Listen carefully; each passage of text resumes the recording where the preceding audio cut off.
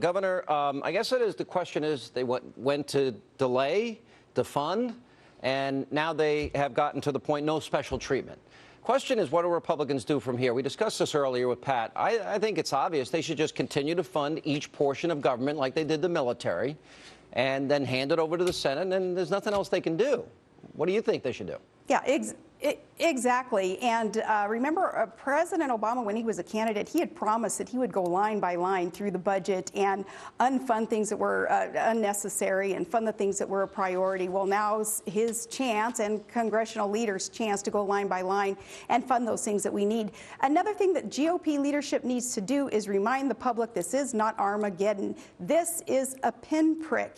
It is not the end of the world if there is a partial government shutdown. Now, President Obama, a couple weeks ago, when he was hell-bent on dropping bombs on Syria, he said America doesn't do pinpricks. Well, no, we don't do pinpricks, but sometimes we elect them. And it's all the more reason then in dealing with what we have as leadership, politically speaking, in this country right now, that GOP stands firm, demands that same exemption for us average Americans that Congress gave themselves. Yeah, I think it's important to remind people, and even the president said this in his press conference earlier today, that we're going to continue to fund the military and border control and air traffic controllers and mission control and Medicare and Medicaid and Social Security and national security and public safety. I mean, all those things are funded here.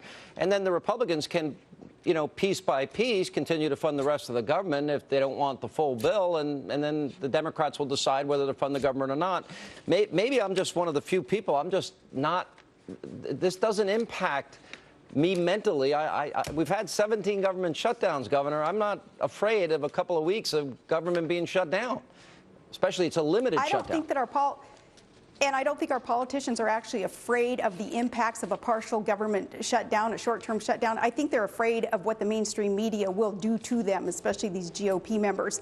They need not be afraid. You know you're going to get blamed, GOP. Deal with it, you know, and use the opportunity again to educate the public on what is a priority for our federal government, what states' rights and responsibilities, and even more important, what individual initiative can do for this country again and for our industry, and as was intended by our founders, how limited federal government should be. This is the opportunity that we will have to show and to explain more about the roles of government in our lives. What do you make of the name-calling that's gone on the last few days, Governor? And that is, Republicans are hostage takers. They're strapping bombs on themselves. They're terrorists, arsonists, anarchists, extortionists. It's time to punch the bullies in the nose. They are racist. One House member said, your hate for this president comes before your love of this country. I mean, I can keep going on. What do you make of the left's rhetoric here?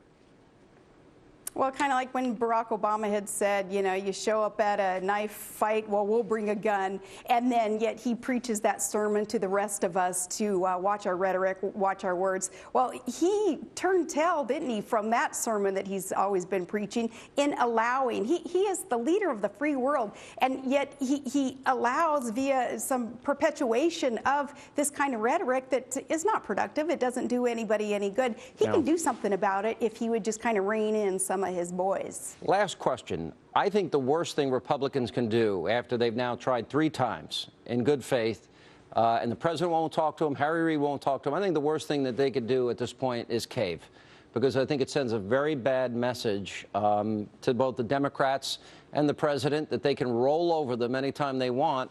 They were duly elected as well. What do you think the worst case scenario for the Republicans is here? Yeah, it would be to cave. That would be the worst case scenario. And this will impact the 2014 midterm elections. Many fiscal conservatives especially will say, you know, what is the difference between the parties now if they're all going to kind of end up at the same end road with their capitulation and with their expenditures that are unaffordable and unsustainable, especially with Obamacare, what's coming down the pike. So what's the difference? So in these 2014 elections, unfortunately, too many people would just stay home and kind of give up on what the electorate could actually do. Red state Democrats, they need to be aware that we are watching their votes very closely as they're up for re-election.